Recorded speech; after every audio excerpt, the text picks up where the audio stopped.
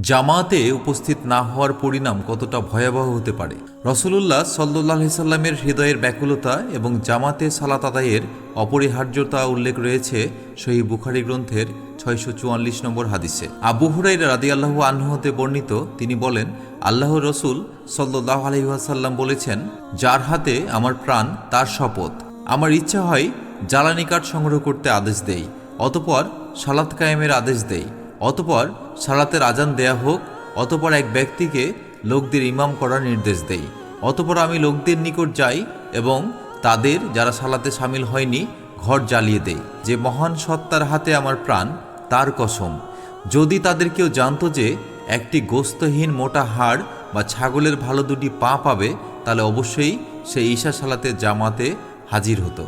আল্লাহ আমাদের ঈমানকে মজবুত করুন এবং জামাতের সাথে সালাত আদায়ের মাধ্যমে আপনার সন্তুষ্টি অর্জনের পথ সহজ করে দিন। আমিন। জাযাকাল্লাহু খাইরান।